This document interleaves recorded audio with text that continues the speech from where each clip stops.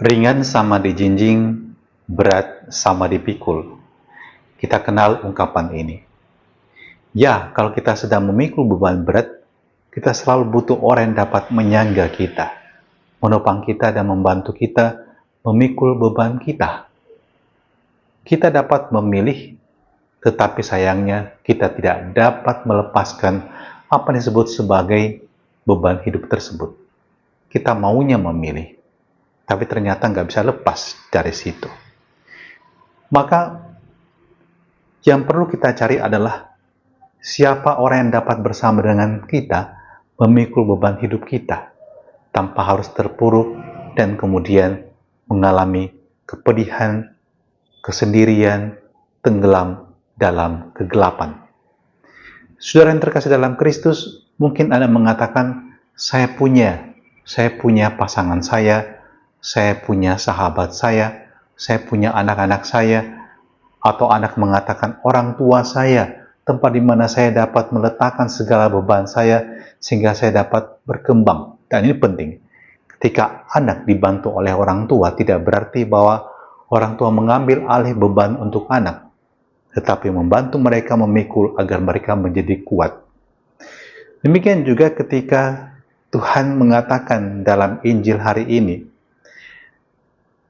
pikulah kuk yang kuberikan kepadamu.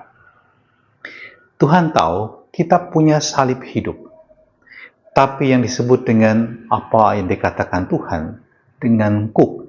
Dan kuk itu adalah sebuah batang kayu yang menghubungkan pundak dua hewan beban. Maka yang digambarkan adalah kalau hewan bersama-sama memikul beban, dia akan kuat. Dan memang harus ada dua, nggak bisa sendirian. Dan dalam kebersamaan tersebut, yang lebih berpengalaman memikul beban akan membantu yang kurang berpengalaman. Sementara kalau keduanya masih saling belajar atau baru belajar memikul beban, yang mereka akan mengalami juga jatuh bangun bersama. Tapi mereka bersama-sama. Dan Tuhan katakan, apa yang kuberikan padamu itu ringan. Kenapa? Karena dia lemah lembut dan rendah hati. Dan mungkin ini kualitas yang kita butuhkan dari orang-orang yang mendampingi kita.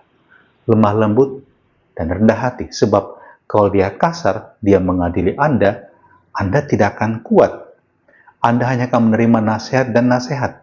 Tapi memikul beban, nampaknya Anda akan bertambah bebannya.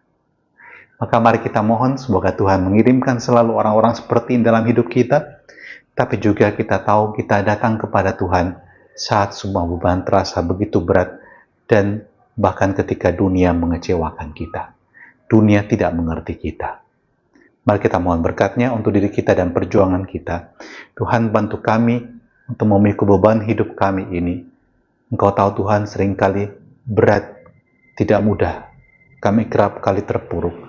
Tapi kami tahu Tuhan kami datang padamu dan mohon Engkau memikul ini bersama dengan kami dalam nama Bapa dan Putra dan Roh Kudus. Amin.